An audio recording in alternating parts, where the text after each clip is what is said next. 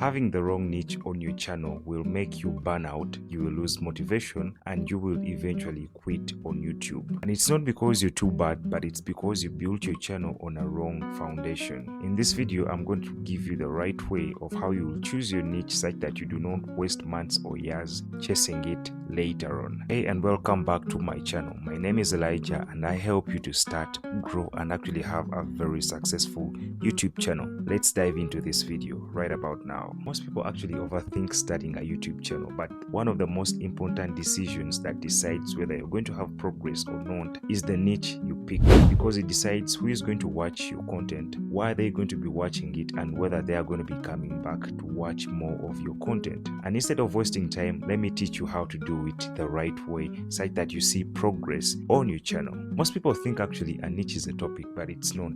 Let me explain it in this way such that you have a proper understanding of what it is. Niche is a specific audience, a specific problem, and a specific type of content. Think about it in that way. Say you're going to be creating content about fitness. You need to go an extra mile to be knowing the specific people that you're going to be helping, how you're going to help them, and how exactly are you going to package your message to them. Let me give you an example. A better niche would be home workouts for beginners who do not have equipment. Here we know that our audience is beginners. The problem we are going to be solving is lack of equipment, and the content we are going to be giving out is home workouts. This makes a perfect niche. So the more specific and clear you are with your niche, the more YouTube understands the audience, and that's how people start to subscribe. Now let's talk about why most people regret the niche they choose later on. And this is where actually most beginners mess up. Mistake number one is chasing trends instead of direction. Someone may see something going viral and they think this is something I should do, so they jump on it. At first it feels exciting because this actually gets views, but after a few weeks they realize this, because it's not that every time there's going to be something that is trending at a certain time. So this kills consistency, and dying of consistency, that means you're going to quit. Mistake number two is people choosing basing on money. So some people can come into a niche just because they hear this type of niche pays too much. Yes, money really matters, but you're not actually enjoying the process of making the content. This is the truth. You will not even last to make the money that you're chasing. Common mistake, and this is number three, is that being too broad. Choosing a niche that is too broad. Someone can be like, I'll just post anything, lifestyle, I'll post about sports, I'll post about money. So people actually confused, like, what are we subscribing to? What am I subscribing to? Some people want sports, some people may want, so they won't subscribe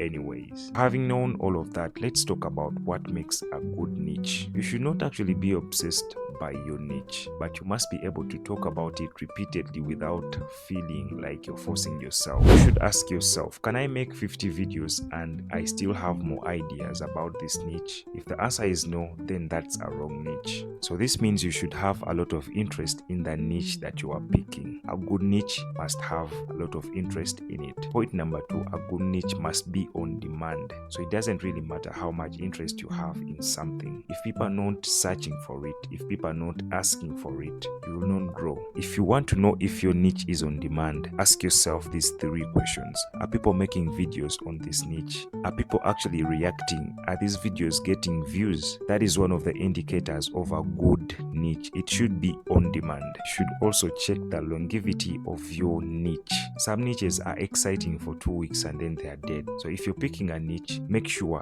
it can evolve, you can grow with it, and it has subtopics that you can talk about, so that it's a long game. At this point, let me actually ask you something very, very important. If you were told to post 2 videos every week for the next 6 months, would your niche survive? Be honest to yourself, because that answer matters a lot. With all that being said, let me take you through the actual process of you choosing a proper niche for yourself. This is a simple, practical system that you can use to actually get this done. So you might want to get a pen and a notebook to note down something. Number one, brain dump everything. By this I mean that write down every skill you know about, the topics you enjoy talking about, everything you've learned, a problem you've ever solved before. Write down everything. Do not filter. Write down as many as you can. But please now look for the overlap. By this I mean that look through everything you've written down and ask yourself, which of these can I use to help someone else? Why am I saying this? It's because that content that helps equals content that grows. That's how it works. You've picked one, it's now time to narrow it down. What do I mean by this? Now we want to make it more focused. You're a student and you actually want to share about money. Let me say that. So instead of saying you're sharing about money, money is my niche, you might want to be like saving money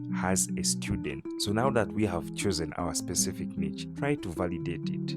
How? Go on YouTube, try to search around. Are people actually making videos about this? What are people reacting? What is the view count? What's the engagement? If it is good, then you're good to go. You see a lot of people telling you that you do not need to niche down, but I'll tell you this, that a niche is your entry point. This is something that you have to do when you're starting up, but later you can expand how you want it, because in the beginning you need clarity. Clarity equals to growth. So if you're just posting things randomly, you're not going to grow on YouTube and you will give up. Let's flip this perspective and I'll ask you a question. Why do you think people subscribe? They do not subscribe because you just post random things. They subscribe because they feel like this person is making content for me. So if they do not feel that, they will just be watching and they will not subscribe, because you're just posting scattered things. You post about sports, you post about money, posting about lifestyle, and then the next day you're posting about something else. People will be watching, but they will not subscribe, and that kills your growth. Here's what I would recommend to you. After going through the system that we've noted down, you must now start testing things and not overthinking. This is what really happens. People start overthinking things instead of starting up. If you have the niche that you've chosen, start making videos. Post about 5 to 10 videos of a niche that you've chosen. And while you're doing that,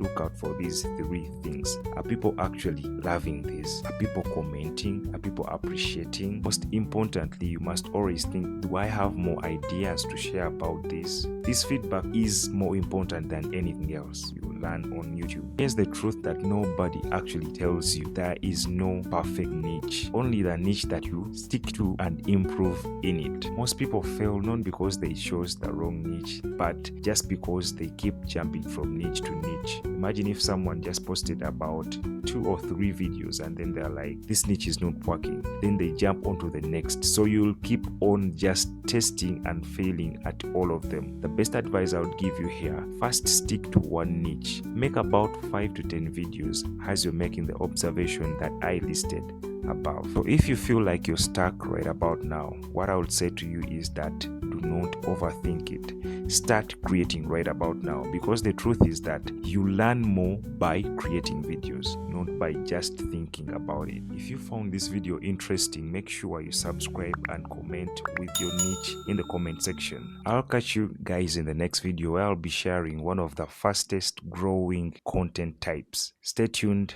Ciao.